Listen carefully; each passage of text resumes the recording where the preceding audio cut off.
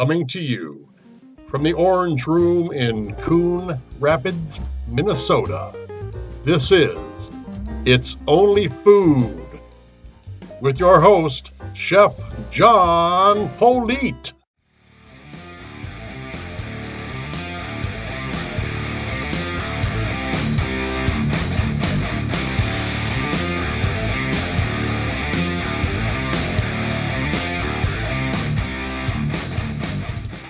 Hello and welcome back to the Orange Room. I am Chef John Politte, and this is It's Only Food. For those of you tuning in for the first time, It's Only Food is a cooking channel where a professional chef, me, will attempt to teach you how to cook delicious restaurant quality food so you don't have to eat or buy pre-prepared and processed crap at the store. We also will try to make it simple, we will try to make it pretty, and of course we will make it very, very tasty. So thanks for tuning in. Now let's get started. We're doing a collaboration with a gentleman from the great state of Missouri who started out as a YouTube cooking channel viewer. He was watching so many cooking shows that he decided he could do that too, and thus his channel was born. His motivation is desire to share good, nutritious, and visually appealing food, sometimes departing from traditional American cuisine.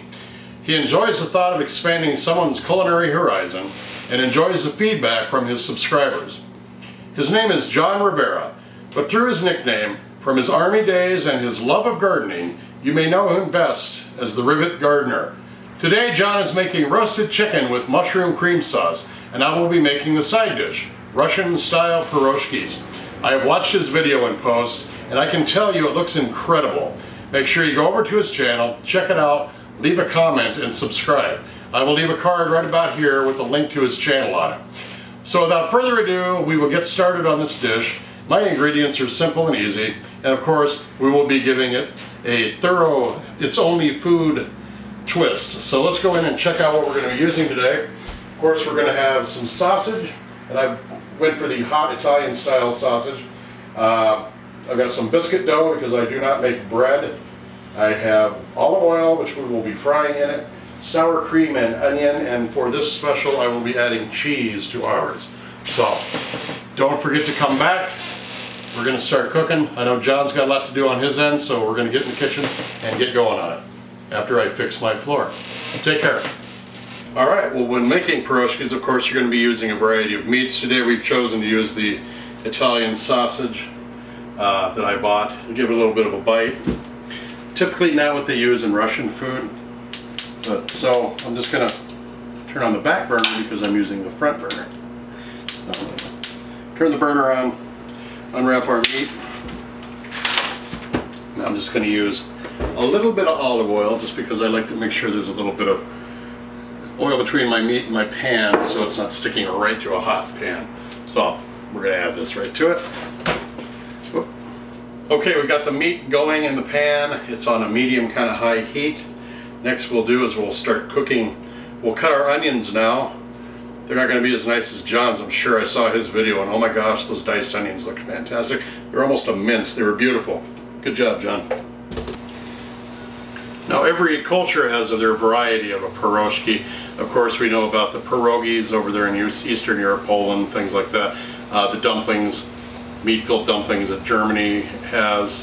You've got empanadas from South America. Iran has a version of theirs, Persian-style dumpling. So these are a Russian one, and they're filled with meat and potatoes and cabbage and carrots and onions. I mean, there's all kinds of different varieties.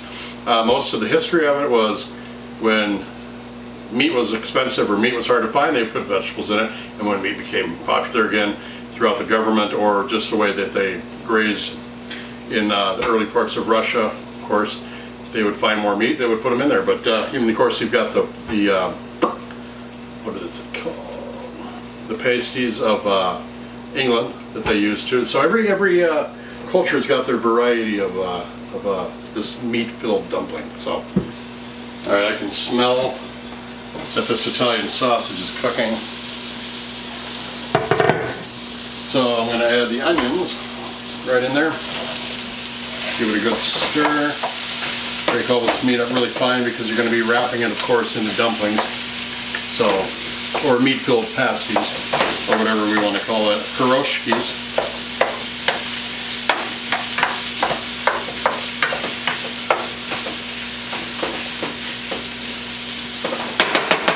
Let that cook down a little bit more. Meanwhile, let's make our biscuit dough. Now, one thing, when you're doing any kind of dough in the kitchen and you're using a counter, make sure first thing off is your counter is dry, because you're of course going to be putting a little bit of flour down on your counter to keep your dough from sticking, as I'm doing right here. So you're going to roll everything in your dough, in your flour, to keep it from sticking on your hands and on your counter and your pan or whatever you have. So I will, where'd it go? Oh, we're going to use just dough, biscuit dough that I bought. I do make bread, but it's an involved process that I find irritating. So I do make really good bread, but I just don't have the time or patience to sit there and make it. I don't like to bake. Let's put it that way. Don't tell anybody. But all right, this always scares the living crap out of me every time, man. Every time. So all right, cool. I got chills. It's like a little kid. All right, we got quite a few biscuits in here.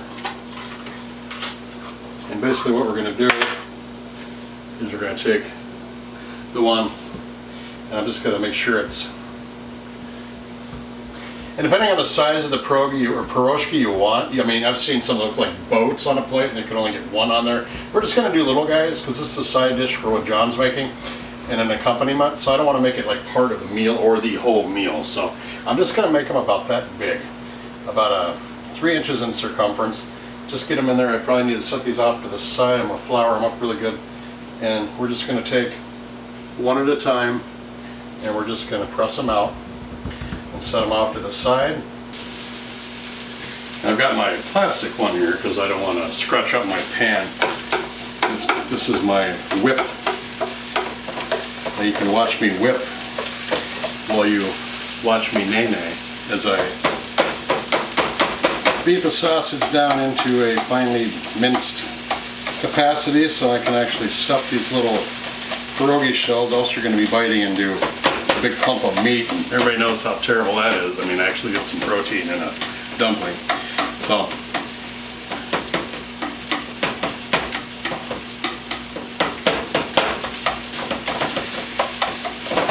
alright, it is getting there where we want it to be. I'm going to let this take a few hours, folks. All right. John's never going to ask me to be a collaborator again.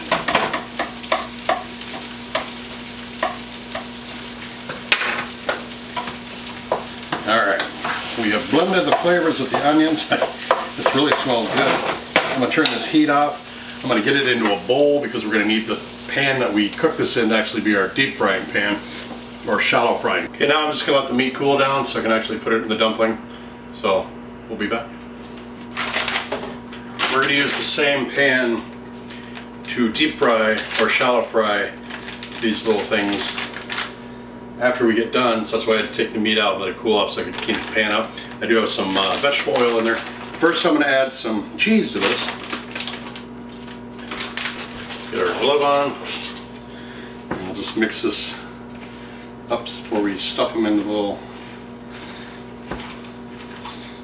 looks really good. And we'll turn our camera. See what we're doing here. I'm just gonna add a little bit into each one, enough so we can fold it over without too much of a hassle, without it all popping out on us. Alright, so now comes the moment of truth. I'm just going to take the little guy here and pinch the two together like that. Uh-oh, gotta make sure it stays close. Fold them over and pinch. Fold over and pinch. And there we go. I'm going to do the rest of these up. You don't need to watch. And then when we get back, we'll fry them up. Alright, we are back. We're going to turn on the right burner again. Let this oil get to about the right 350. We'll start adding our piroshkys, not piroshkys, but our lovely, we'll start adding our piroshkys as soon as the oil gets hot. Now I put a test piroshki in just to see, so then when this starts cooking I know to put the rest in. Just a tip from your Uncle John.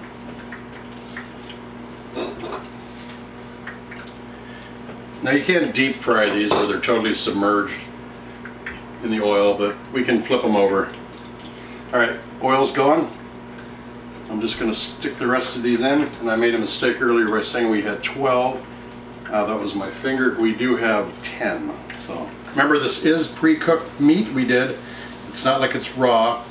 So all we're doing is browning these in the oil on each side, and they are done. The meat inside is done as well, so there will be no worry about getting sick from the meat being raw.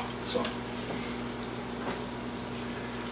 and I think what we'll do here is when we get them flipped over and we can see the color on there, I'm going to cut, and then we're going to just go right to the plating through the magic of editing. Alright folks, we get the idea of what we're doing here. You're just browning them up now, getting them ready for presentation. So I'm going to cut out and get this ready to go.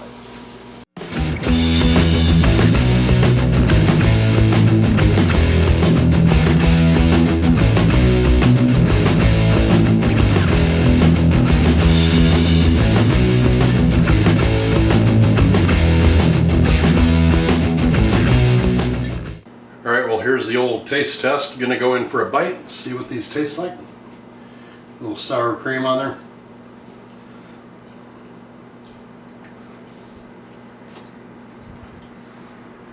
Oh yeah.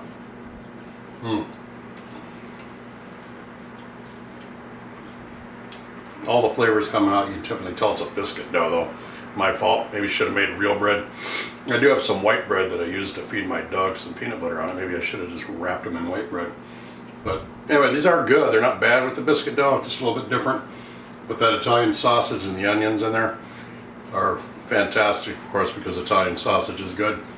And then with the sour cream hitting it at the end, that's really, really good.